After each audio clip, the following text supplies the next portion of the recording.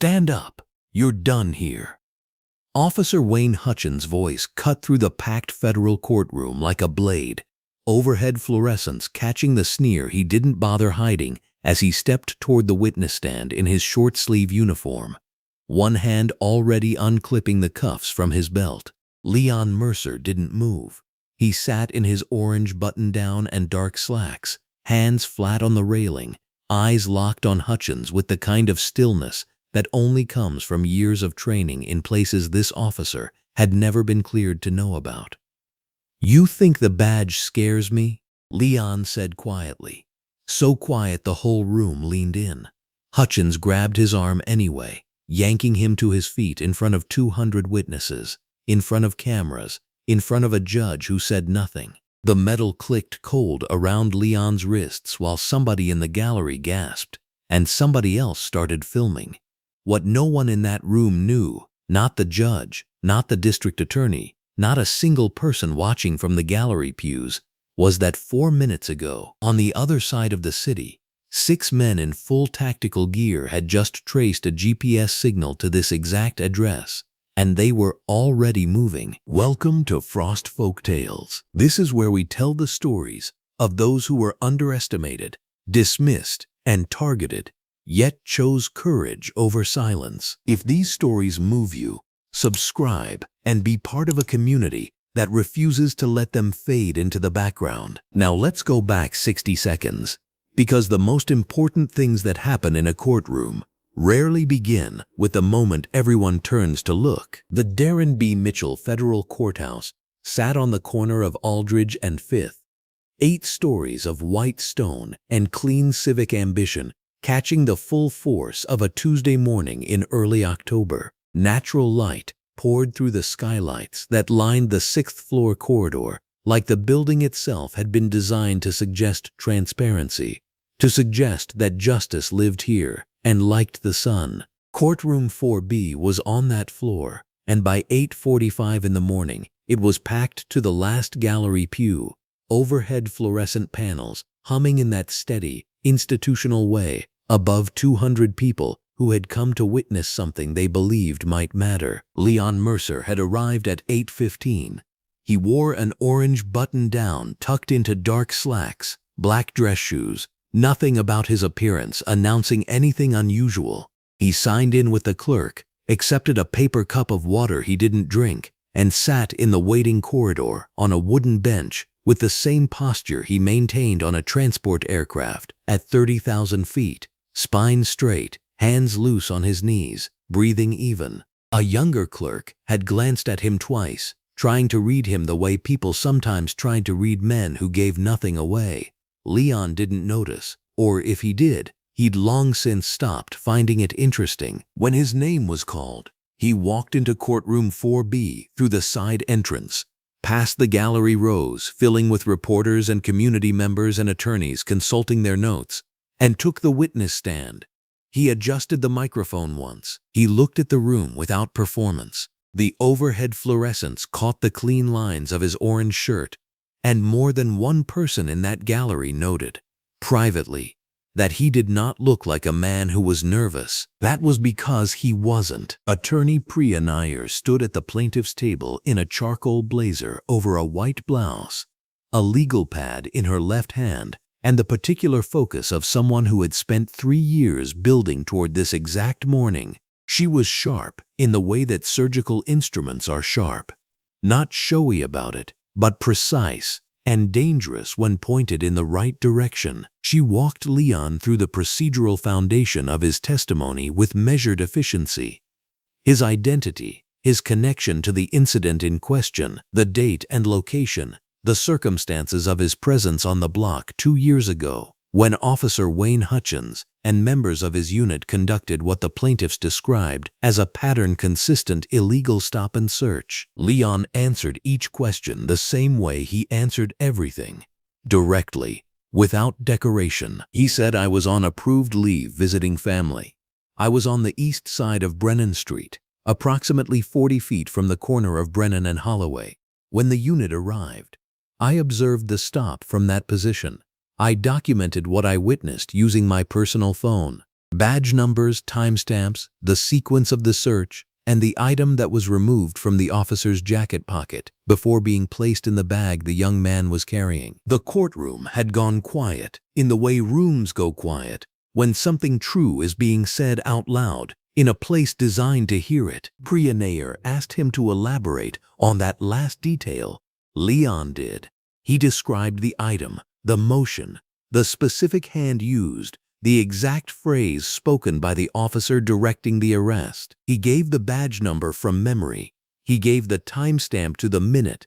His voice did not rise or tremble. He described a crime the way a surveyor describes terrain, accurately, completely, without editorializing, because the facts themselves were sufficient. That was when Wayne Hutchins pushed off the wall. He had been standing along the right side of the courtroom in his post as courthouse deputy, his short-sleeve uniform pressed, coffee long since finished, arms crossed across his chest with the specific posture of a man who believes the room belongs to him even when he is not the one speaking. He had been watching Leon Mercer from the moment Leon walked in. He had watched the unhurried walk. He had watched the way Leon adjusted that microphone once and only once. He had watched Leon answer questions with the precision of someone who had never once in his life needed to exaggerate to be believed.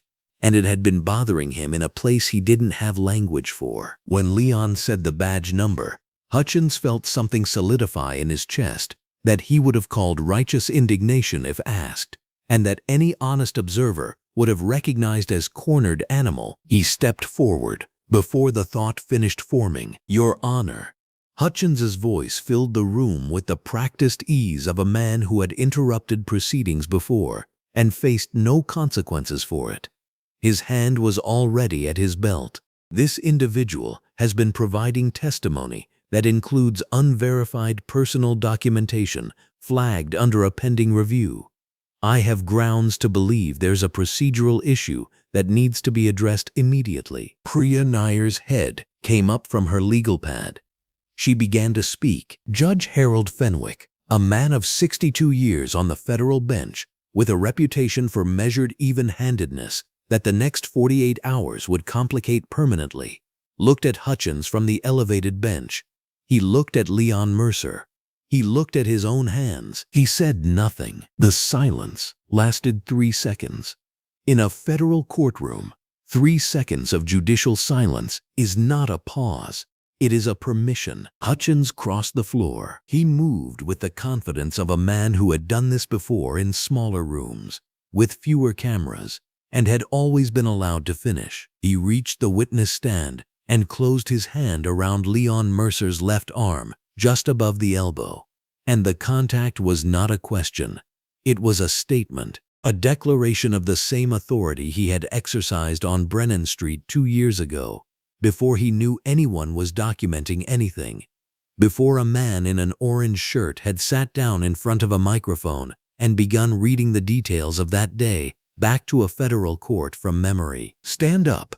You're done here." Leon Mercer stood, not because he was afraid, not because he recognized Hutchins's authority in this moment as legitimate.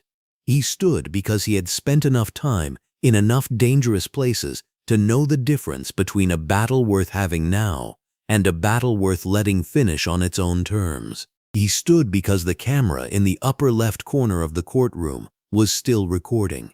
He stood because his sister Jada was in the 3rd row of that gallery, and he had no intention of giving anyone a reason to put hands on her, trying to get to him. He looked at Hutchins and said, quietly enough that the microphone barely caught it, "You think the badge scares me." Hutchins pulled the cuffs from his belt and snapped them around Leon's wrists with the theatrical efficiency of someone performing for an audience he believed was on his side. In the 3rd row of the gallery, Jada Mercer rose to her feet.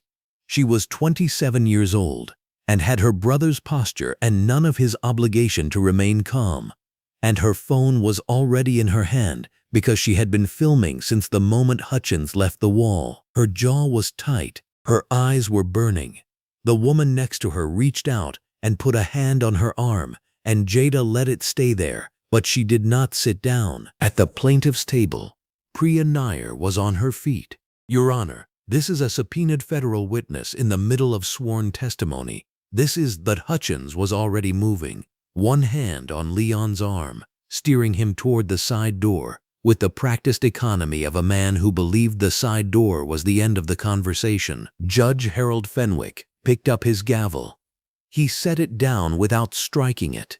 He said nothing. The side door swung open. Leon Mercer walked through it without looking back, wrists cuffed, spine straight, orange shirt bright under the fluorescent light of the corridor. The door swung shut behind them. For 2 full seconds, courtroom 4B was absolutely silent. Then everyone started talking at once. On the other side of the city, in a low-ceilinged operations room with 3 screens running simultaneously, and the kind of overhead lighting that makes everything look like it matters, a tactical display showed the downtown grid in clean white lines. 6 GPS coordinates that had been spread across a 2-mile radius 40 minutes ago had collapsed, in the last 4 minutes, into a single address. The cursor blinked over it, the building icon resolved. The label read, "Darren B. Mitchell Federal Courthouse, 6th floor." Sergeant Major Darnell Cross stood at the center screen.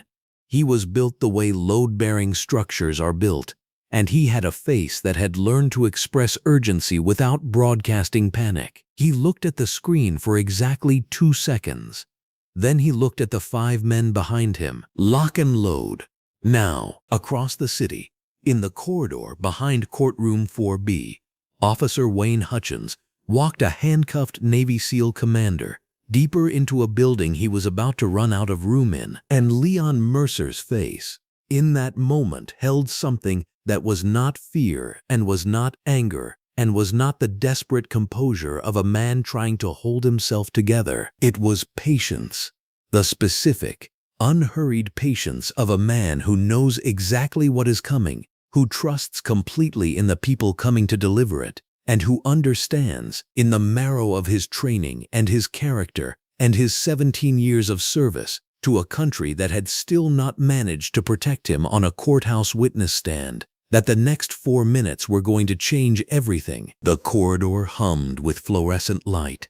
His footsteps were even. Outside, on Aldridge and 5th, 6 sets of boots hit the pavement. The briefing room on Naval Station Norfolk smells like recycled air and industrial cleaning solution, and burnt coffee that nobody has bothered to pour out. The overhead fluorescents are the unforgiving kind, the kind that show everything, leave nowhere to hide. And they hum at a frequency just below conscious hearing, a sound you only notice when the room goes quiet. The room goes quiet now. Leon Mercer is the only person in it. He is sitting at the long rectangular table in a gray crewneck and dark tactical trousers, a ceramic mug of water in front of him because he stopped drinking the coffee here 3 deployments ago. His phone is face down on the table. He has been back on base for 11 hours. He has slept for 3 of them. The details of where he has been and what he has done there are classified at a level that does not get discussed in this room, and the narration will respect that silence the same way Leon Mercer does, completely, without apparent effort, as though there is nothing unusual about carrying that kind of weight in a gray crewneck on a Tuesday morning. His phone buzzes. Face down, so it buzzes against the table. A small percussion in the empty room. He looks at it for a moment before he picks it up. The number is not in his contacts. He answers anyway. "Commander Mercer." The voice on the other end is precise, unhurried, professional in the way of someone who has made 10 difficult calls this week and is not rattled by them. "My name is Priya Nair. I'm a civil rights attorney. I've been trying to reach you through proper channels for 6 weeks, and I was told this number would be the most direct route. I apologize for the directness. I don't have time for a softer approach." Leon Mercer does not say anything immediately. He turns the mug of water a quarter rotation with 2 fingers. "Talk," he says. And she does. She talks for 14 minutes without interruption, which is either a testament to how clearly she has organized the information or how completely it holds his attention, and it is both. She lays it out the way a careful architect lays out blueprints. Structure first, then the weight-bearing walls, then the places where the building is cracking. There is a federal civil rights case being filed against the 9th Precinct in the city where his sister lives. The case concerns a documented pattern of misconduct against Black residents in 2 adjacent neighborhoods over a period of 4 years. There are 5 named victims. There are internal complaint records that were filed, and then filed again, and then filed a 3rd time, and disappeared each time into a departmental process that Priya Nair describes, with measured precision, as designed to fail. There is a superior officer who covered. There is a police union rep whose number appears in text messages from the precinct the week before 3 of those complaints were closed. There is a pattern, she says, and the word sits in the fluorescent lit room like something solid. And there is a gap, she says. One incident, the clearest one. The one where the documentation is most complete and the misconduct is most unambiguous. A stop and search conducted without cause. An item planted on a young man named Marcus Webb. An arrest made and prosecuted on evidence that was manufactured. That incident has everything except a witness who can corroborate it from the outside. Someone who was present and documented what they saw and reported it through the proper channels and watched it disappear. She pauses. Leon Mercer has not moved. That witness is you, Commander Mercer, she says. The overhead fluorescents hum. He remembers exactly where he was 2 years ago. He was on approved leave, 16 days, the first uninterrupted leave he had taken in over a year, and he was in the city visiting Jada. He had not been back in almost 2 years before that, and the visit was the kind of ordinary thing that felt extraordinary by contrast. Cooking in her kitchen in a white t-shirt and dark jeans, walking to the corner store, sitting on her front steps in the late afternoon watching the neighborhood move through its Tuesday rhythms. He was nobody special on that block. He was a man visiting his sister. It was a Wednesday afternoon. He remembers because Jada was complaining about Wednesdays specifically, some running joke about Wednesdays being the longest day of the week, disguised as the middle of it, and they were still laughing about it when the patrol cars came around the corner. 2 vehicles. 4 officers. They stopped in front of the brownstone 3 doors down from Jada's stoop, and they were out of the cars before the engines fully idled, and the way they moved, the immediate physical authority of it, the presumption built into every step. Leon Mercer recognized it because he had been trained to move exactly that way in environments where that kind of movement was necessary. This was a residential block on a Wednesday afternoon. He watched and he understood immediately that what was happening was not what it was being dressed as. The young man's name was Marcus Webb. He was 19 years old, and he was sitting on his own steps, and he had done nothing. Leon Mercer watched 2 officers conduct a search of Marcus Webb's person and the immediate surrounding area with the practiced efficiency of people who have done this before and faced no consequence for it. And he watched the 3rd officer, the one with his back partially to the street, partially blocking the sight line of his colleagues, produce a small item from his own vest and place it under the corner of the bottom step with a motion so casual it could have been mistaken for leaning if you were not watching very carefully. Leon Mercer was watching very carefully. He had his phone out in 12 seconds. He had badge numbers, timestamps, and 47 seconds of video documentation in under 3 minutes, and he captured the planted item from an angle that showed both the officer's hand and the location. He noted the exact phrase the lead officer used to Marcus Webb, a phrase that would later mean something specific when Priya Nair confirmed the lead officer's identity. He reported everything. He filed the documentation through proper channels. He followed up. He followed up again. The report was closed. The follow-up was closed. Marcus Webb spent 11 months in pretrial detention. Leon Mercer sits in the briefing room and lets Priya Nair finish. The documentation resurfaced, she says, because a courthouse records clerk in the civil division made a filing error 18 months ago and sent a copy of your original report to the wrong department, where it sat in a physical inbox until a paralegal on my team found it 3 months ago. The original was suppressed. This copy survived by accident. A beat. The law does not have a word for that kind of accident. I prefer to call it what it is. Evidence, Leon Mercer says. Yes, she says. I've subpoenaed you as a federal witness. Your presence in the city on that date is documented in your leave authorization. Your testimony is not optional, and I want to be clear that I am not calling you as a favor. I'm calling you because you are the most credible witness to the most critical incident in this case, and because Marcus Webb deserves to have someone tell the truth about what happened to him in a room where it becomes part of the official record. He is quiet for long enough that she speaks again. I know this complicates things for you, she says. Your service record, the nature of your work. I'm not asking you to explain any of that. I'm asking you to describe what you saw on a Wednesday afternoon 2 years ago on a residential block where you happened to be visiting your sister. He meets with Commander Whitfield the following morning.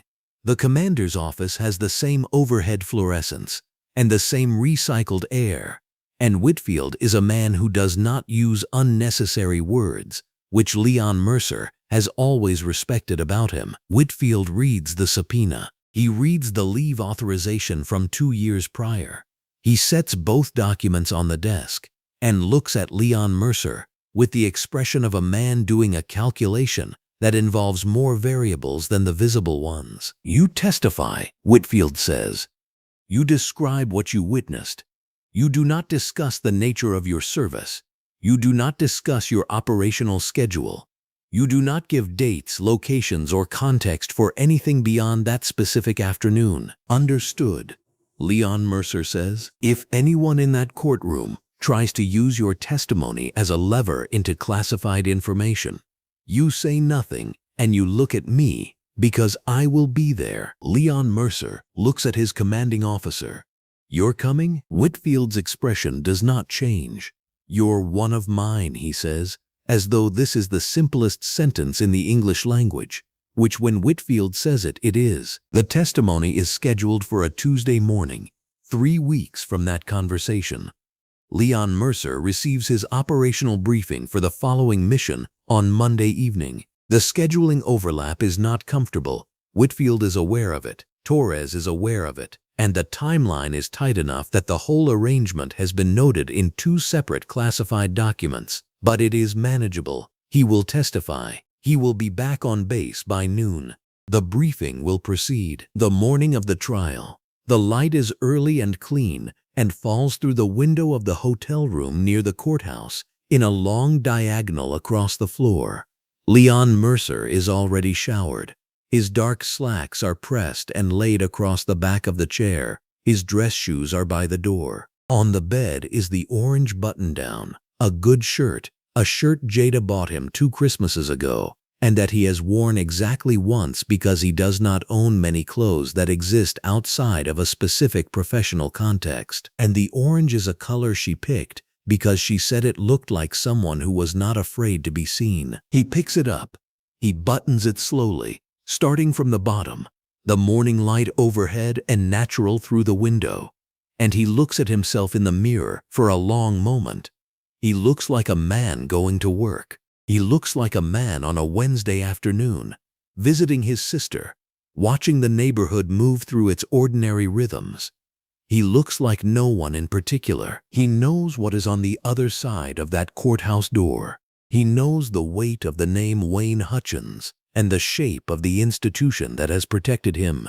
And he knows that walking into that courtroom and saying what he came to say is not without risk of a kind that his commanding officer cannot entirely authorize away. He also knows Marcus Webb's name. He has known it for 2 years. He buttons the last button.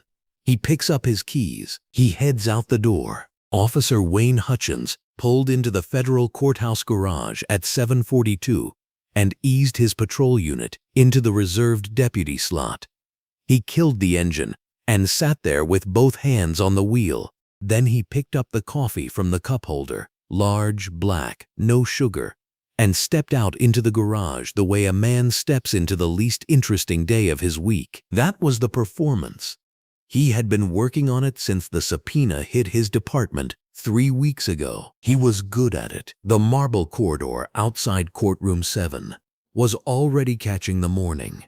Long bands of pale gold spilling across the floor and sliding sideways whenever a cloud moved. Maintenance was bringing the fluorescence up one strip at a time. Hutchins walked through with the coffee in his left hand and his right hand loose at his side. He nodded at Gerald, the bailiff by the main doors. Gerald nodded back. 11 years in the same building does that to people.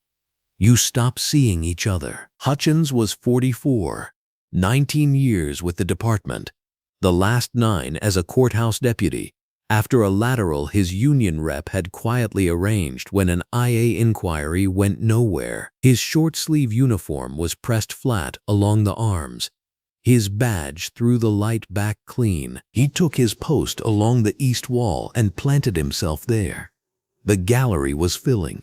Reporters up front, a bunch of community advocates behind them. Third row, a young woman in a white blouse and dark jeans who he clocked once and let go. Federal civil rights case. More cameras than he liked. More attorneys than anyone needed. Priya Nair was already at the plaintiff's table. Manila folders stacked in some order only she understood. He had read about her in the department circular.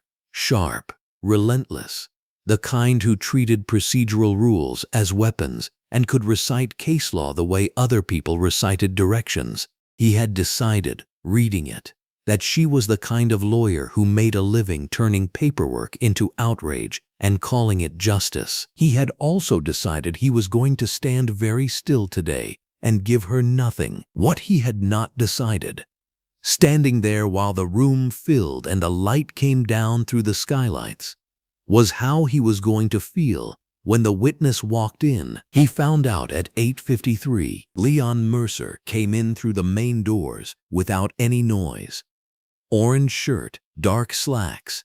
He walked down the center aisle at the kind of pace Hutchins had learned to read after 19 years on the job. People walking into a federal courtroom usually carried something in the shoulders. They looked at the bench. They looked at their lawyer. They figured out where the exits were. Mercer didn't. He walked to the witness area like he was crossing his own kitchen, sat, put his hands flat on his knees, and looked straight ahead. Something in Hutchins' chest moved. He didn't name it. He told himself it was annoyance. Guy putting on a show. He had seen that before, the staged calm, the refusal to look nervous like it was a position you could take. He had seen it on the corners in his district. Young men who stood very still when his unit pulled up, who gave their names flat and looked him in the eye without blinking. He had always read that stillness as a challenge, the kind of attitude that turned a routine stop into something else. He read Mercer the same way now and filed it. Court opened at 9 under Judge Harold Fenwick. Hutchins had worked his courtroom before and trusted him the way one professional trusts another who has consistently made the right call when the right call was convenient. Fenwick ran a tight docket and cared about his reputation in roughly equal measure. He gavelled the room to order, adjusted his glasses, and said nothing about the cameras, which meant he had already made his peace with them. Priya Nair stood and began her examination. She was methodical. She built her foundation slow and deliberate, establishing Leon Mercer's presence in the neighborhood 2 years ago, his relationship to the area, the nature of his visit, his proximity to the incident on record. Hutchins listened from the wall and told himself this was routine, a witness establishing his narrative, the kind of testimony that sounded meaningful in the moment and fell apart under cross-examination.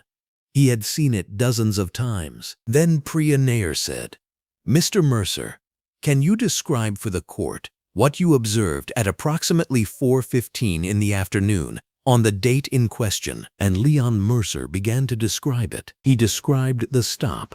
He described the 3 patrol units that pulled onto the block with their overheads running. He described the 6 officers who exited those units, and he named the formation they took: north side, south side, one unit blocking the alley entrance, with the kind of spatial precision that sounded less like memory and more like a briefing document being read back from perfect recall. He named the young man who had been pulled from the stoop by his collar. He named the young man Marcus Webb, 22 years old, and he described the sequence of the search in exact procedural terms: pockets first, then waistband, then a secondary check of the left front pocket that had already been cleared once. He described the item that appeared after that second pocket check. He described the officer who had placed it there. Hutchins had been gripping his coffee cup for the last 4 minutes and had not noticed. He noticed now. He set the cup down against the wall's baseboard without looking at it. The thing about Wayne Hutchins, the thing that made him genuinely dangerous in a way that a cartoonish villain could never be, was that he had built an entire internal architecture of justification so layered and so practiced that he no longer experienced it as justification at all. He experienced it as reality. The stops had been necessary. The searches had been consistent with probable cause, as he understood probable cause.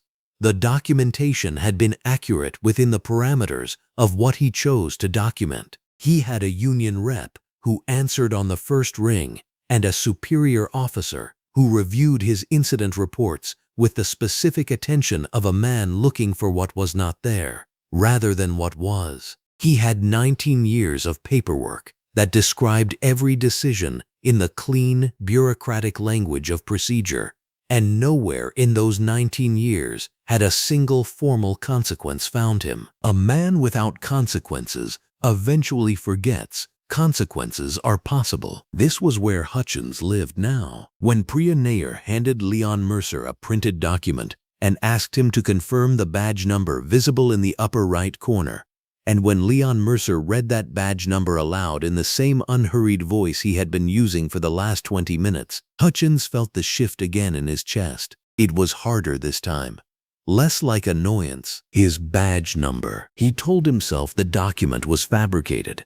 He had told himself this when it resurfaced through the subpoena process, had said it to his union rep in terms calibrated to sound like reasonable skepticism rather than alarm. He said it again now, in the private architecture of his reasoning, and the statement held. It had to hold. Everything else in that architecture required it to hold, the way a single load-bearing wall holds the shape of a room that would otherwise be a pile of materials on a floor. Leon Mercer said, "Badge number 4792, the same officer who told Marcus Webb, and I am quoting directly, 'You don't get to have rights on my block.'" The gallery made a sound that was not quite a gasp, and not quite silence, but something in between. The involuntary collective intake of people hearing something said out loud that they had known was true for a long time. The specific phrase. Hutchins stood against the east wall, and the morning light came down through the skylights, and the overhead fluorescents hummed above the gallery pews, and everything in the room was sharp and clear, and there was nowhere for any of it to go, except into the record, into the camera lenses, into the court reporter's transcription, into the permanent, uneditable fabric of what was being established right now in this room. Priya Nair said, "And did you photograph the badge number at the time of the incident?" Leon Mercer said, "I did." Priya Nair said, "Your Honor, I would like to introduce Exhibit 14. Judge Harold Fenwick adjusted his glasses and said nothing, which was how he had been handling the last 20 minutes, and which was a choice that the record was also noting whether he intended it to or not. Hutchins looked at Leon Mercer on the witness stand. The orange shirt, the dark slacks, the hands flat on the railing, the absolutely unbroken composure of a man who had walked into this room knowing exactly what he carried and exactly what it would cost the people on the other side of it. And somewhere beneath the architecture, beneath the union rep and the procedural language, and the 19 years of paperwork that said nothing wrong had ever happened, something gave way. Not fear, exactly, Not yet. A crack. Wayne Hutchins set his shoulders back, peeled his weight off the east wall, and started walking toward the witness stand, with his right hand moving to his belt before a single person in courtroom 7 had processed that he had begun to move at all. 4 minutes, 0 seconds. The door swings shut behind them. The holding corridor behind courtroom 7 is a narrow, institutional space, overhead fluorescents humming in 2 long rows above beige walls, scuffed linoleum floors, a metal bench bolted to the left side. A security camera in the upper right corner blinks its steady red eye. 2 courthouse clerks, a woman in a blue cardigan and a man in a white dress shirt and gray slacks, sit at a folding table 20 feet down the hall, heads turned now, watching with the careful stillness of people who sense something is wrong but don't yet know what to do about it. Officer Wayne Hutchins plants his feet. He reaches for the laminated processing form on his belt clip, the form he hasn't filled out correctly in years because no one has ever made him, and sets it on the edge of the metal bench. He already has the narrative in his head. It wrote itself the moment he crossed the courtroom floor. Defendant, witness stand disruption, refused verbal directives. He will radio Deputy Chief Raymond Solt in 90 seconds and deliver it in that same clipped, practiced cadence that has gotten him through 17 internal review boards without a single sustained finding. Leon Mercer stands against the wall. He is in his orange button-down and dark slacks, his hands relaxed at his sides. His breathing is even. His eyes move once around the corridor. Camera, clerks, Hutchins, door, and then settle somewhere in the middle distance with the specific quality of a man who is not zoning out but cataloging. His left wrist, where a slim black tactical watch sits just beneath the cuff of his sleeve, is angled slightly toward his body, away from the overhead light. Hutchins doesn't notice the watch. Hutchins isn't built to notice what he's not looking for. 4 minutes, 12 seconds, 2 miles northwest. A black SUV runs a yellow light. Behind it, a second vehicle.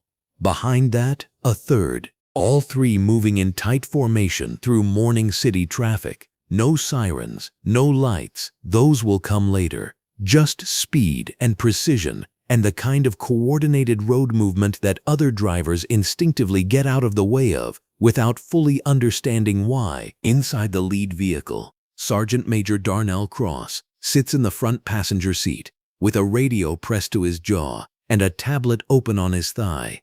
On the screen, a single GPS dot pulses blue inside a building outline labeled U.S. Federal Courthouse, District 7.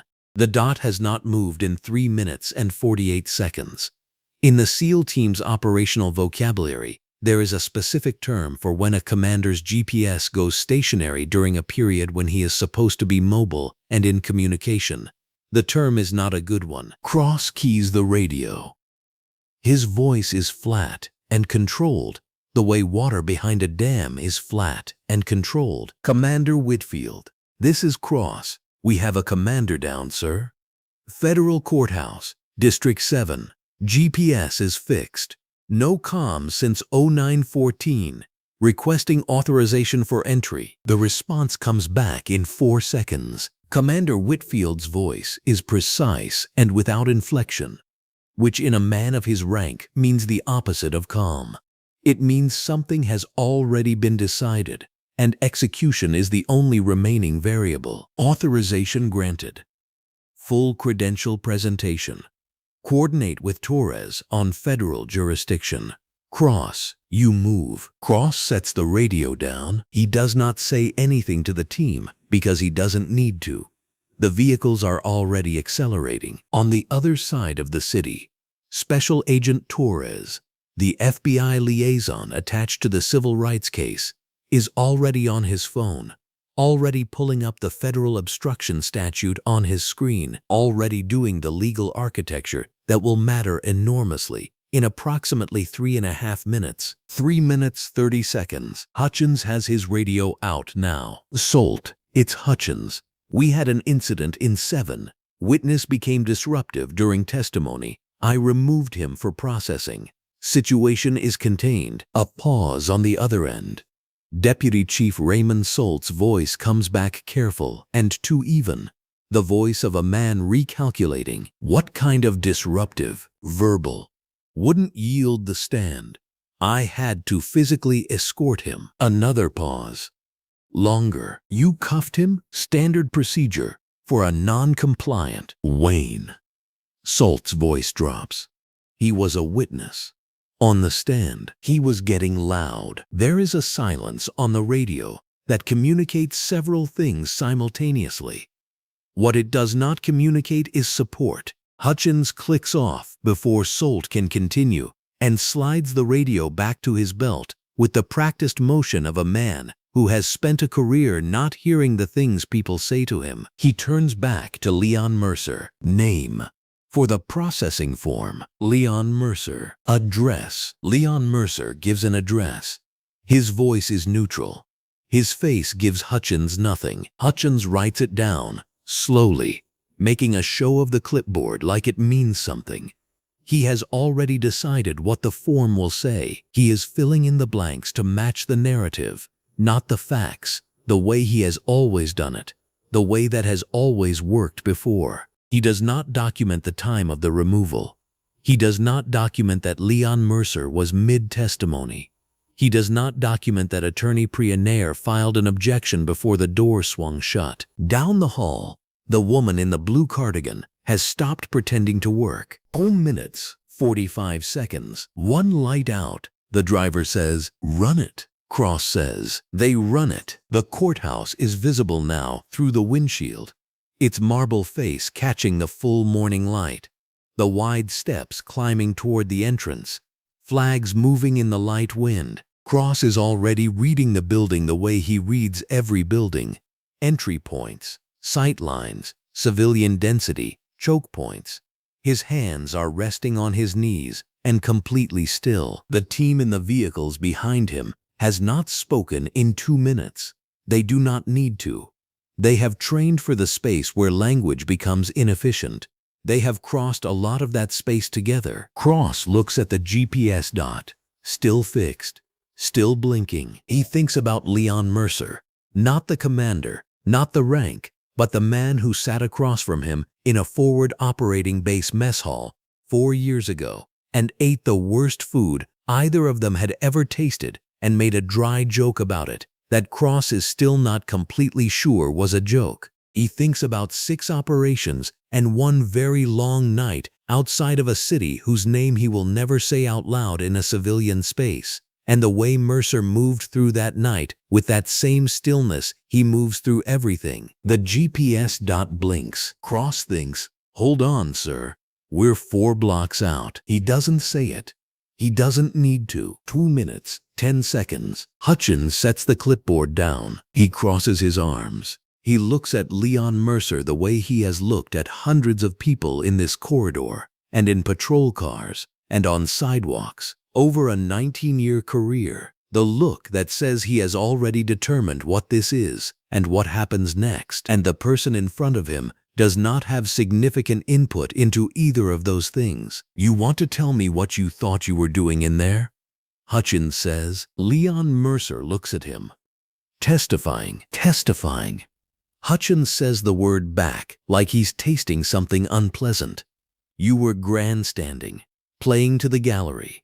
I've seen it 100 times. Leon Mercer says nothing. This, somehow, bothers Hutchins more than an argument would have. He takes a half step forward. His voice drops in the way that voices drop when they're trying to remind a room of a power dynamic that the room has not confirmed.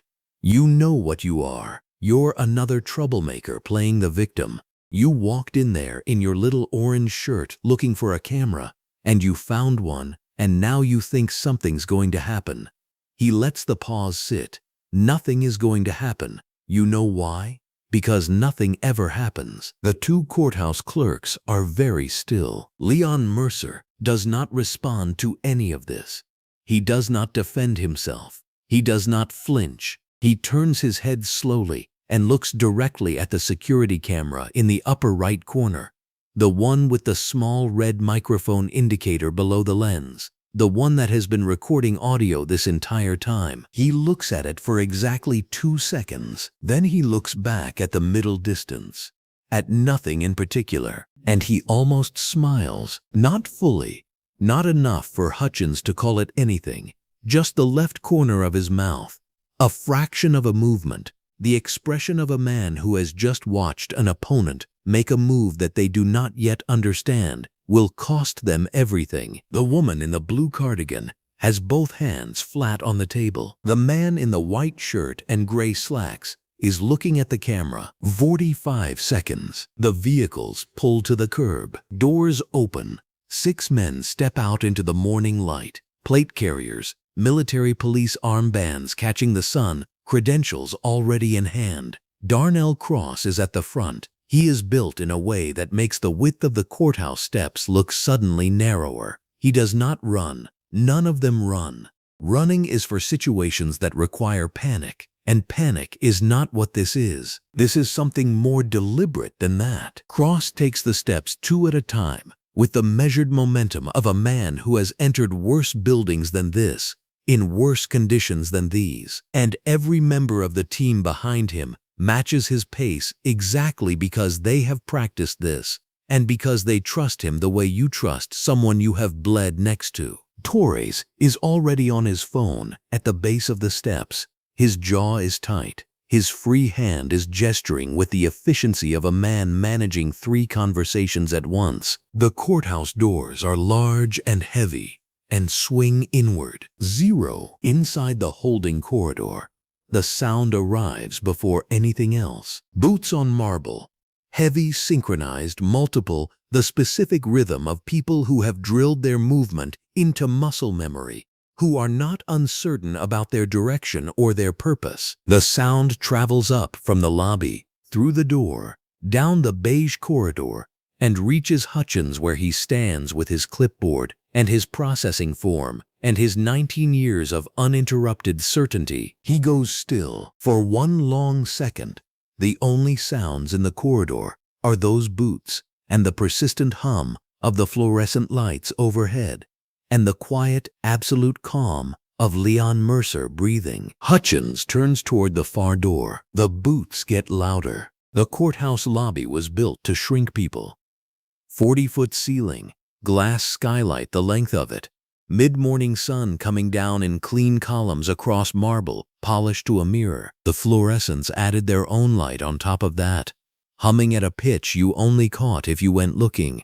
Between the 2 sources, nothing in the room held a shadow. Attorneys crossed in both directions, briefcase wheels ticking on the stone.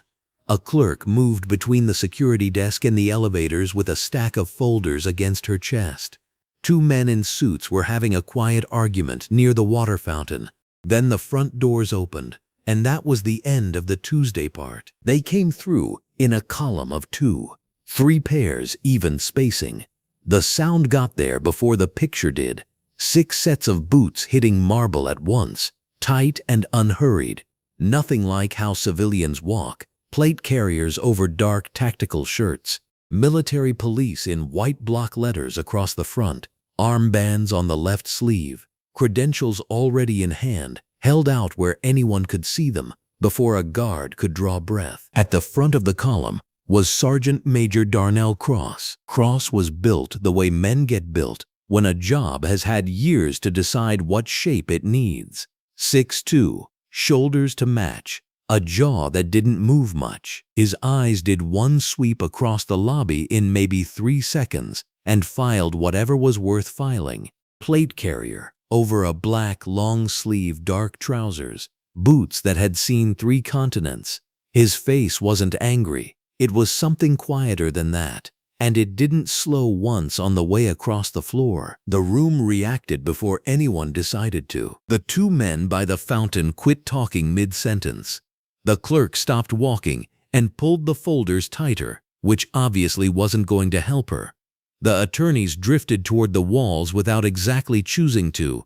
Gerald, the guard at the main checkpoint, 11 years on this desk, and pretty sure he'd seen most of what this building had on offer, stood up off his stool with both hands flat on the counter and his mouth slightly open. Cross went to Gerald first. He set his credentials on the desk, face up. One clean motion, and gave Gerald 2 seconds with them. Gerald looked down, his hands still flat on the counter, picked up a small tremor he probably wasn't aware of. The clearance tier in the upper right corner was a level he'd never seen come through this checkpoint. His eyes went from the paper up to Cross and back down again. The way you reread something, hoping it'll say something different. Sergeant Major Darnell Cross. His voice didn't need volume to carry. You've got a commander in your holding corridor. I need access in the next 60 seconds. I need your security supervisor, and I need that conversation short. Gerald reached for his radio. The supervisor came out of the administrative hallway inside a minute. Barrel-chested white dress shirt, ID clipped to the pocket. Nameplate said Davies. He came across the floor fast, with his calm authority face already on, and the face came apart the second he was close enough to read Cross's credentials properly. He read them, then read them over, then looked past Cross at the 5 men still standing behind him. Each one had credentials of his own. Each one was watching the lobby with the patience of people who were good at waiting. "I'll need to verify," Davies started. "Yes, you do," Cross said. Fast. At the same moment Davies was reaching for his phone, the federal side of the main entrance opened, and Special Agent Torres came through in a dark suit and white shirt, FBI credentials in his left hand, his phone at his right ear. He ended the call in 2 words on his way across the threshold, and covered the distance to the desk at a walk that did the work of a run without the noise of one. He set his credentials down beside Cross's, looked at Davies and said, "Federal Liaison, Civil Rights Case, Courtroom 4. I need the same access these men need, under concurrent federal jurisdiction. The paperwork is hitting your supervisor's office right now." Davies looked at the 2 sets of credentials side by side on his desk for a moment that lasted approximately 3 seconds and felt considerably longer. Then he picked up his radio and said, "Open the east corridor, inside courtroom 4. Behind the closed side door." The sounds began filtering through. Boots. The unmistakable rhythm of multiple sets of boots moving with purpose through the corridor system that connected the holding areas to the main judicial chamber. A radio transmission, brief and staticky, cutting off and then resuming. A voice, not loud but projecting, asking for access. Then another voice, higher, responding. Judge Harold Fenwick heard it first because he was facing the side door from the bench and had been facing it for the last 4 minutes with the concentrated attention of a man who already understood, at some cellular level, that the next thing to come through that door was going to matter. His face did not change expression in any way that a stranger would notice, but the court reporter, who had worked Fenwick's chamber for 6 years and knew every register of his stillness, watched the color shift in his complexion with the slow, incremental certainty of someone watching a tide go out. District Attorney Carol Voss was looking at her phone.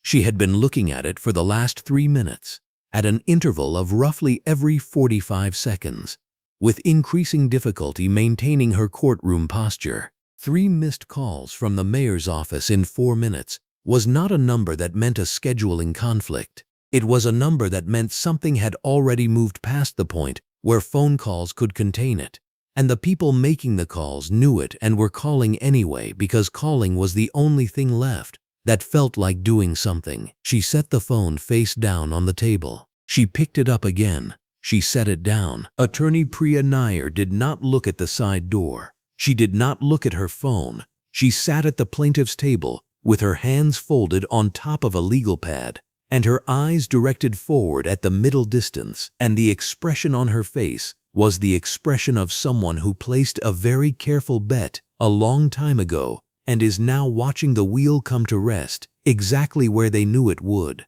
She did not smile. She did not need to. The stillness in her posture contained something that was not quite satisfaction and was closer to recognition, the recognition of a person who has done their work correctly, watching the work confirm itself. The gallery was a different matter entirely.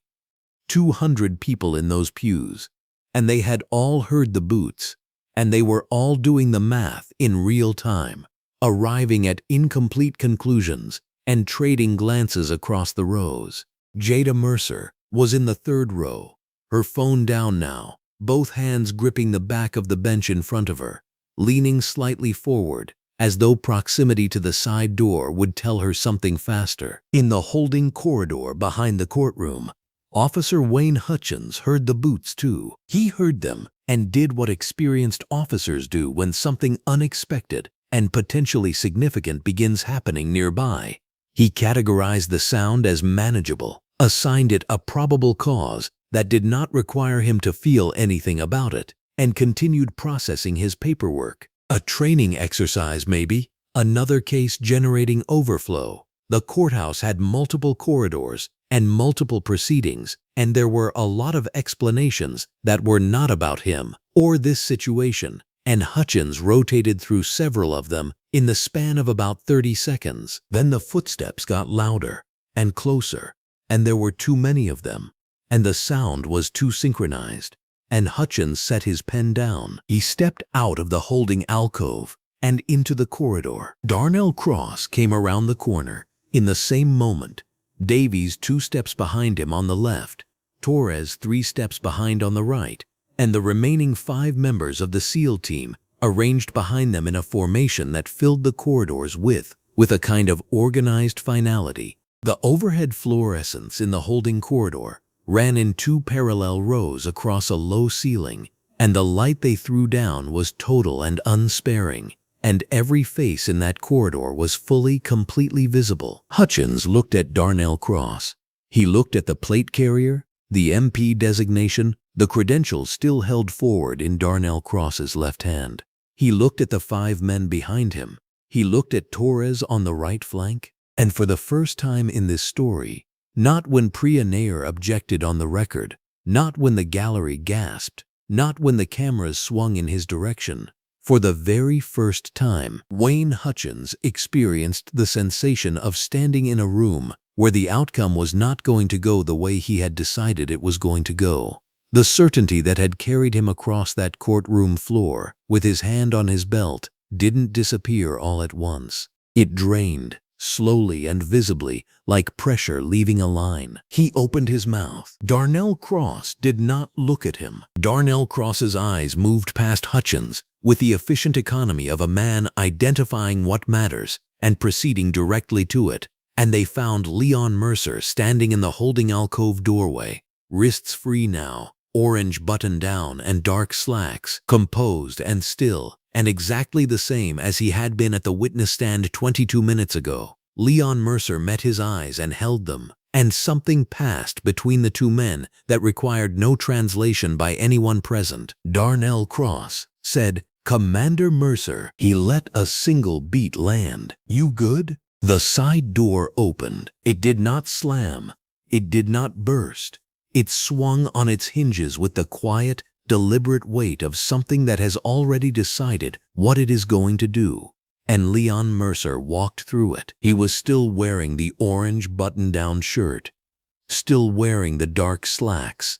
His wrists were uncuffed, his hands loose at his sides, and he walked the way he had always walked, unhurried, each step placed with the kind of precision that does not announce itself, that simply exists as fact. Behind him came Darnell Cross, 1 step off his left shoulder, and behind Darnell Cross came the rest of the team, their plate carriers catching the overhead fluorescent light, the military police insignia on each arm burning white and sharp and undeniable. 200 faces turned. Not one person in that gallery made a sound. The turn was not gradual.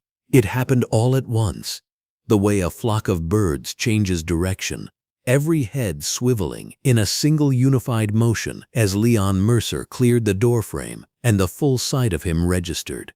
The orange shirt, the dark slacks, the 6 men in tactical gear filling the space behind him, the MP armbands, the credentials still displayed, facing outward, because Darnell Cross had not put them away. In the third row of the gallery, Jada Mercer's hand rose to her mouth. She had been sitting forward in her seat since the moment her brother disappeared through that door, her phone still warm in her other hand, the footage already uploaded, the view count already climbing in ways she had not yet stopped to look at. She had watched the SEAL team flood the lobby. She had heard the boots in the corridor.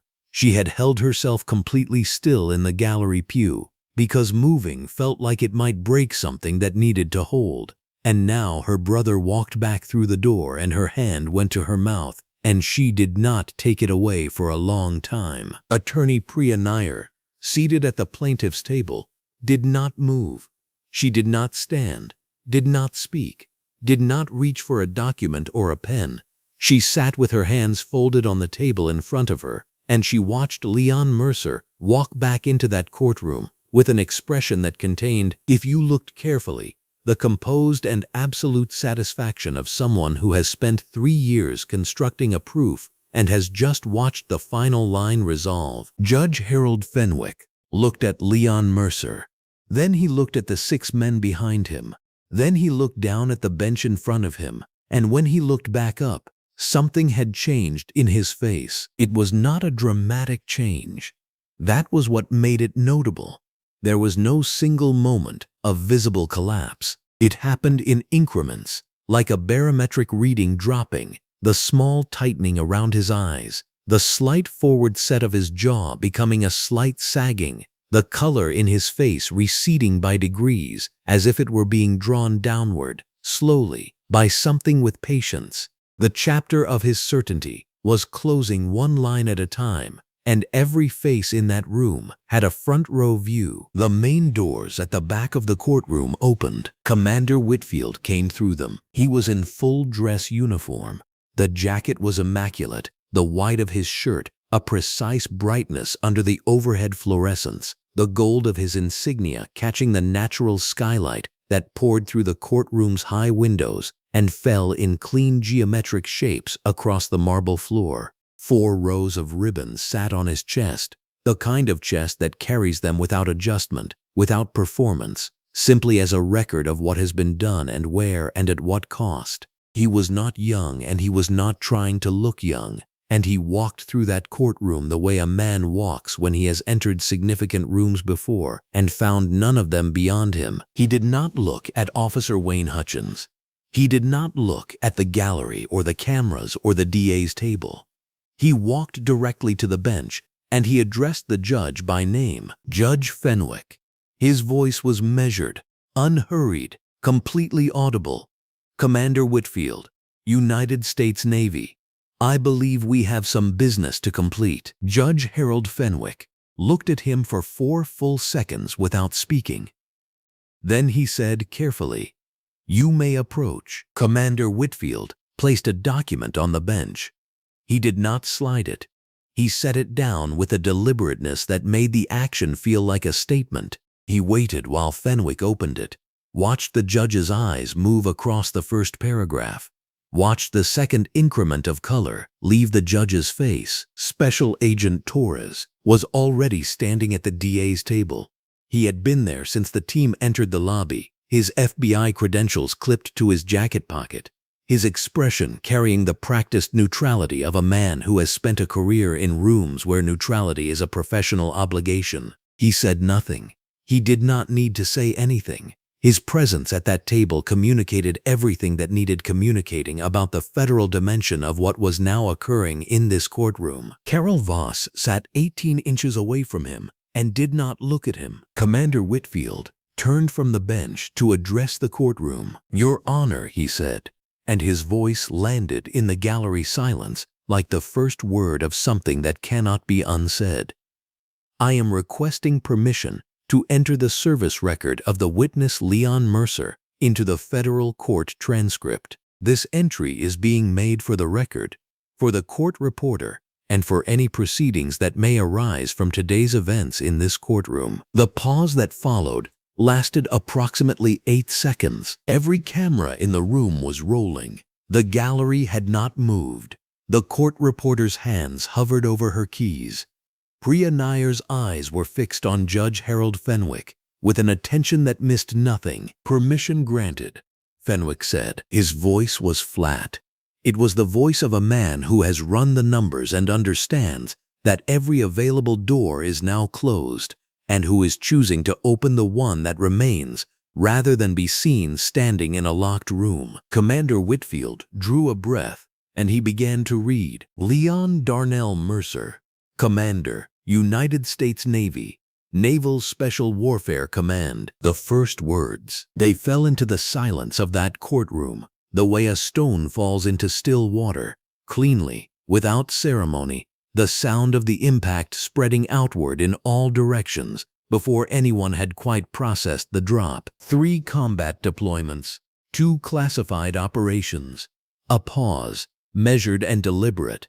The titles of those operations are redacted from this record at the classification level at which they were conducted. The record of their execution and of Commander Mercer's role in them has been reviewed and confirmed by the Office of the Secretary of Defense. Somewhere in the gallery, a woman exhaled. The Navy Cross. The court reporter's keys moved, awarded for conspicuous gallantry and intrepidity in action against the enemy.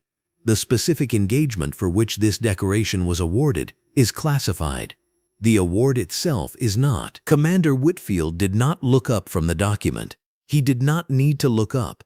He was reading the record, and the record was doing its own work in that room, and he understood this perfectly, and he let it work. The Presidential Unit Citation, awarded to Commander Mercer's unit for extraordinary heroism in action during a classified joint operation. The citation has been reviewed and endorsed at the executive level. He continued, "The commendations, 8 of them, each one carrying its own specific language about specific demonstrated qualities under specific conditions of extreme pressure, each one a stone, each one dropped from the same height." Leon Mercer sat down at the witness stand. He had crossed the courtroom during the reading, quietly, the way he did everything, and settled into the chair at the witness stand with his hands resting flat on the rail in front of him. He was looking at the middle distance, not at Commander Whitfield, not at the gallery, not at the judge. His face held that stillness, the one that had been in this chapter from the beginning, the one that had bothered Wayne Hutchins before any of this started, the one that had nothing to prove and nothing to perform. Jada Mercer, in the 3rd row, had taken her hand from her mouth. She was watching her brother at the stand with an expression that had moved through several things in the last 4 minutes and had arrived at something that the English language does not have a single word for. The feeling of watching someone you have always known to be extraordinary be recognized as such by a room full of people who had no idea. She did not cry. She sat very straight and she watched. Commander Whitfield reached the final line of the record. Commander Leon Darnell Mercer, 9 years of active service, current status, active duty, current clearance level, top secret, sensitive compartmented information. He closed the document. The courtroom was completely silent. The overhead fluorescence hummed. The natural skylight fell in its clean geometric shapes across the marble floor. The court reporter's final keystroke had sounded like a period at the end of a very long sentence, and now the sentence was done, and the room was sitting with what it contained. At the back wall, Officer Wayne Hutchins stood in his short-sleeve uniform. He was no longer near the deputy's post where he had spent the morning. He had moved to the back wall at some point in the last several minutes. No one had watched him move there, because no one had been watching him. And he stood against it now with his arms at his sides and his coffee long, gone cold, and his face carrying the specific expression of a man whose certainty has not merely been challenged but has been read aloud in a federal court transcript and entered into the permanent record of these proceedings. He was looking at Leon Mercer. Leon Mercer was not looking at him. And in that asymmetry, in the looking and the not looking, the entire geometry of this room had been rewritten in the last 4 minutes. And every person in it understood this, and the understanding sat in the air above the gallery pews and the marble floors and the fluorescent-lit, skylit, camera-filled federal courtroom like something that had arrived and would not be leaving. The only sound was the court reporter's keys, recording every word. The courtroom had gone quiet enough to hear the fluorescents humming. 200 people in the gallery, on the mahogany benches, and nobody breathing. Sun came down through the skylight in the central corridor and made a bright stripe on the floor. Leon Mercer sat back down at the witness stand, put both hands flat on the wooden railing, looked at Priya Nair, and waited. Priya Nair was not looking at him yet. She was already on her feet. The room was still catching up to what it had just watched, and she was past it. She turned to Judge Harold Fenwick. When she spoke, her voice was steady, though she had been waiting 18 months for this. Your Honor, I'm filing an emergency motion, on the record, before this session closes. The forcible removal of a subpoenaed federal witness from the stand during active testimony, while that witness was responding to a direct question from counsel, is obstruction of federal proceedings. I want it docketed, time-stamped, and in the transcript before this room empties. Judge Fenwick didn't answer right away. The camera in the upper left corner was still running, the red light steady, and he knew it. He had known it from the moment Mercer came back through the side door uncuffed. The SEAL team behind him and Commander Whitfield walking through the main doors in full dress uniform. 11 years on this bench, he had never once felt it move under him the way it was moving now. His silence during the handcuffing was on record. It was on camera. It was already, somewhere out past these walls, on the internet. Motion granted, Fenwick said. It came out flatter than he meant it to. Priya Nair wrote something on her legal pad. The court reporter's keys clicked. Everything was loud. Special Agent Torres had been standing near the DA's table without moving, which was its own kind of waiting. And now he moved. Lean, dark-eyed, charcoal suit, he carried a sealed manila envelope in both hands and set it on the table in front of District Attorney Carol Voss. He didn't say anything. Carol Voss looked at the envelope. 20 years in this job. Expensive blazer, hair done. A career built on knowing when to push and when to back off. Every one of those 20 years was telling her the same thing right now. She broke the seal with 2 fingers, read the first page, and set it down. She set it down slowly. She set it down slowly because if she dropped it, the room would see her hands. It was a federal investigation summary. 18 months, 93 incidents, 14 officers, 1 precinct. Clipped to it, the footage from this courtroom 40 minutes ago, which was already out in the world, at a speed no press release was going to catch. Carol Voss did not pick the envelope back up. Out in the lobby, under the fluorescents and the glass ceiling that pulled daylight down onto the marble, Deputy Chief Raymond Solt was trying to manage a situation he had gotten to 4 minutes late. Big shoulders, long-sleeve dress uniform, silver on the collar. 30 years of being the most important person in the room had taught him things, and most of them were about to be useless. Hutchins' call had come in 20 minutes earlier, the kind of summary that had more editing in it than reporting, and Solt had driven over assuming presence and rank would still be enough. 2 FBI field agents met him at the door. They were polite, they were thorough, and they were immovable in the way that federal jurisdiction is always immovable.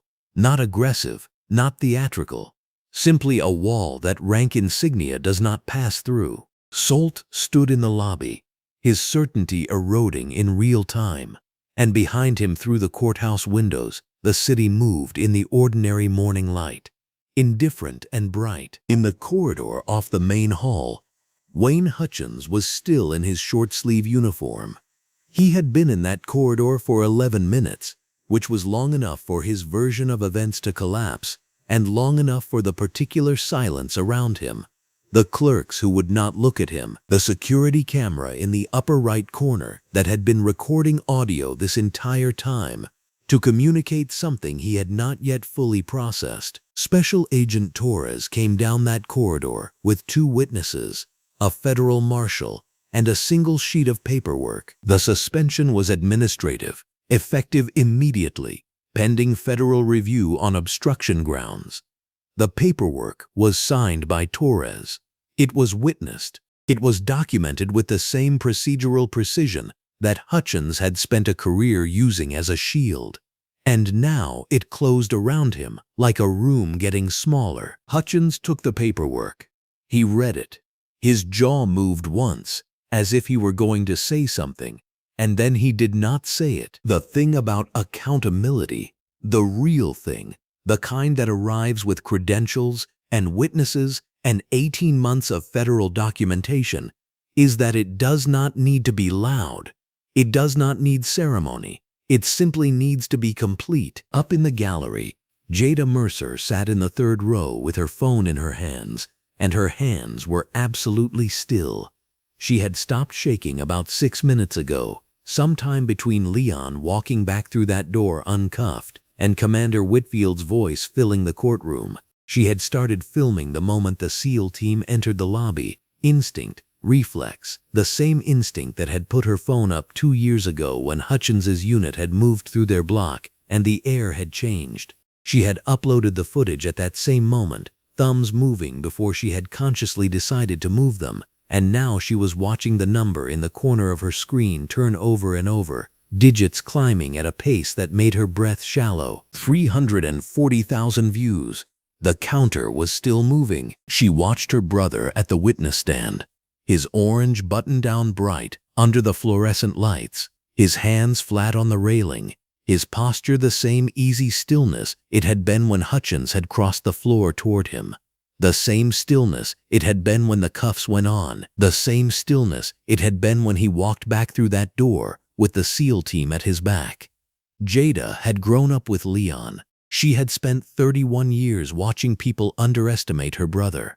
On the block, in school, in every room where someone looked at him and decided they already knew what he was. She had spent 31 years watching him not explain himself. She looked at the view counter. 340,000. 341,000. She put her phone face down on her thigh and folded her hands over it. And for just a moment she closed her eyes and breathed through something large and complicated that did not have a clean name. At the DA's table, Carol Voss was on a call she had stepped 6 feet away to make, and the person on the other end of the call was not happy in the specific way that mayors are not happy when their phone lights up 3 times during a court session. Voss was not happy either, but she was also, with the clear-eyed pragmatism that had brought her this far, already calculating the only viable path forward: cooperation, full cooperation, in writing, immediately. Priya Nair stood at her table and sorted her notes. She did not rush. There was no reason to rush. The motion was on the record. The federal investigation was open. The footage was already in the world.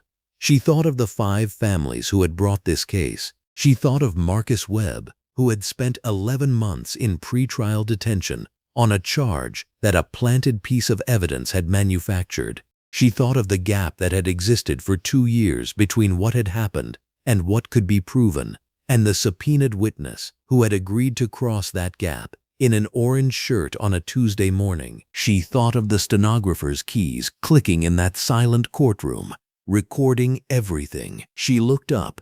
Leon Mercer was at the witness stand, hands on the railing, watching her with that particular patience of his.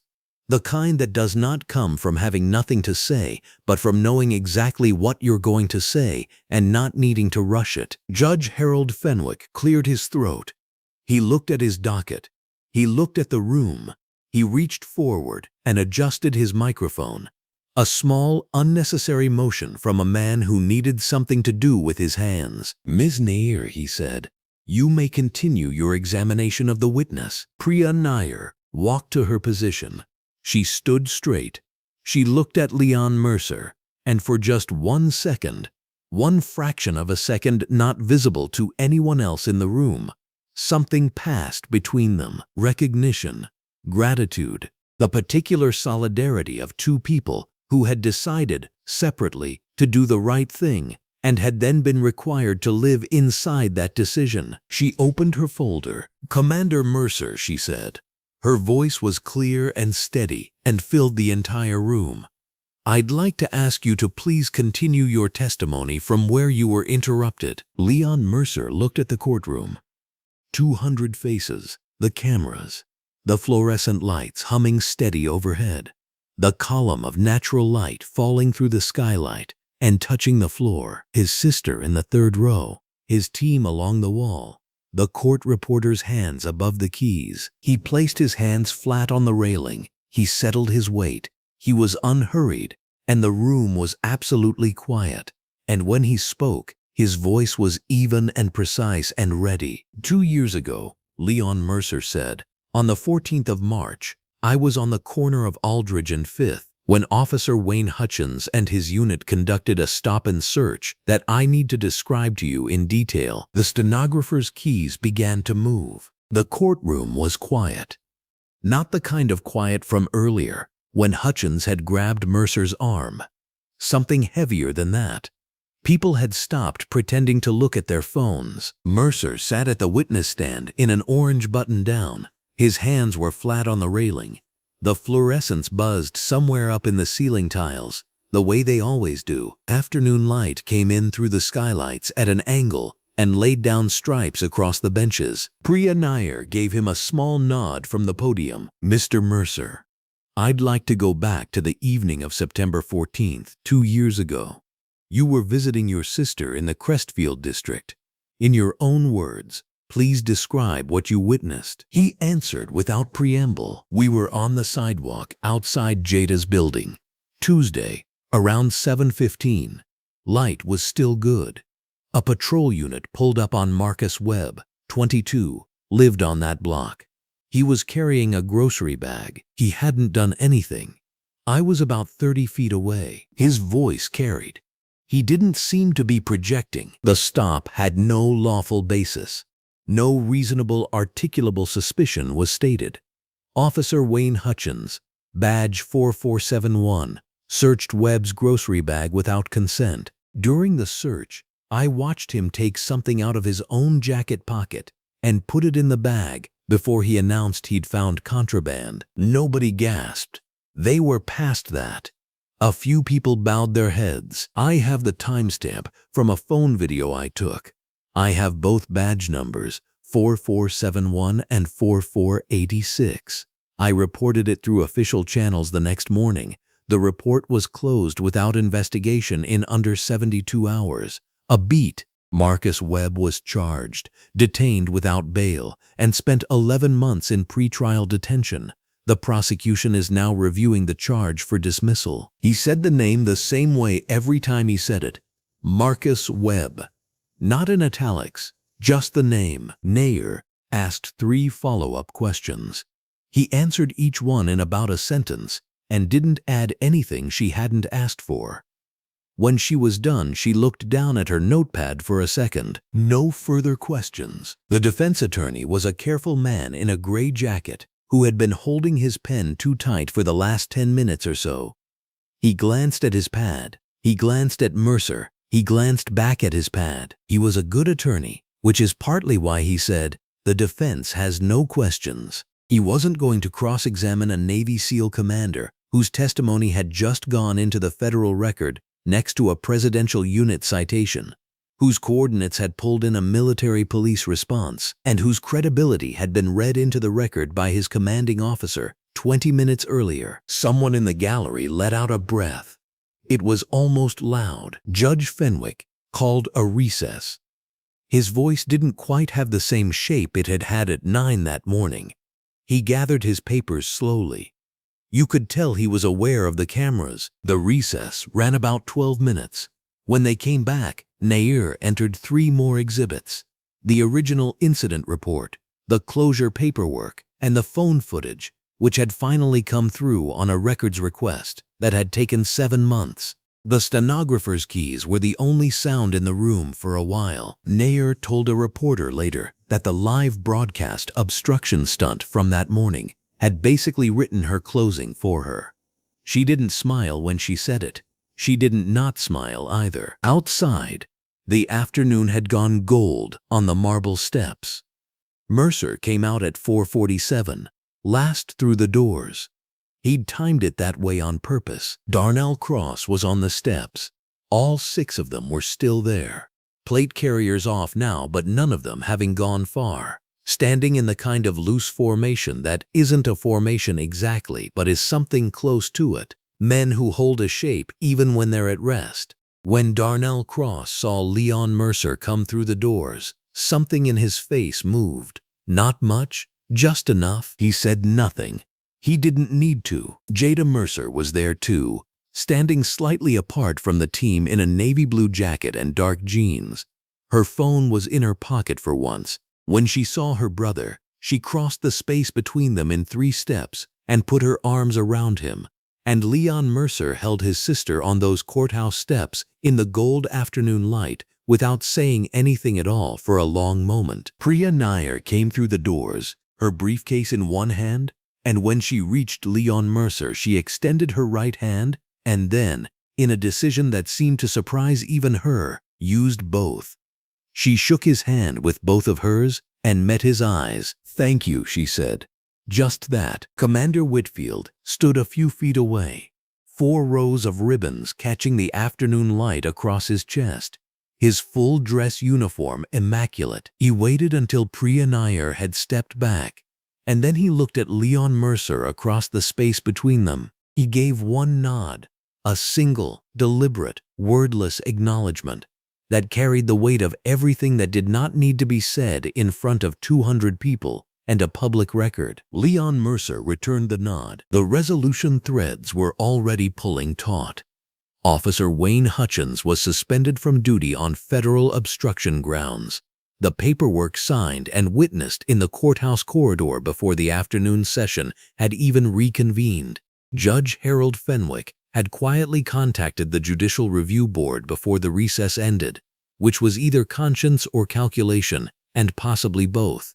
District Attorney Carol Voss had spent 40 minutes in a closed conference room with Special Agent Torres and emerged looking like a woman who had made a decision she should have made 18 months ago. The precinct's pattern of misconduct case now had a federal obstruction incident appended to it, documented, broadcast, and entered into the record, and Deputy Chief Raymond Solt had driven back to his office in silence with his phone ringing every 4 minutes from numbers he was not ready to answer. The steps began to empty. The team drifted in the way of men who know their job is done and don't need ceremony about it. Priya Nair walked to her car. Commander Whitfield's car was already waiting, and then it was just Leon Mercer and Jada Mercer on the courthouse steps, the city moving around them the way cities do, unhurried, indifferent, continuous, and the gold light thinning slowly toward evening. Jada Mercer looked at her brother. "You okay?" she asked. Leon Mercer was quiet for a moment. He stood watching the street. A bus went by. 2 people on the corner were laughing about something. The light changed. "I've been okay," he said. He let a moment pass. "I came to say what I came to say." He stood there one more breath on those steps, and then he started walking down, unhurried. The same man who had walked up them that morning in an orange button-down and dark slacks, with nothing to prove to anyone in that building and everything to give to a 22-year-old named Marcus Webb, who had been carrying a grocery bag on a Tuesday evening when the light was still good. He walked down those steps, and the city received him. And he was the same man, and also, somehow, more. You just heard a story that history tried to overlook. If it stayed with you, take a second to stand with it. Subscribe, share, and help us keep telling the stories that deserve light, not silence.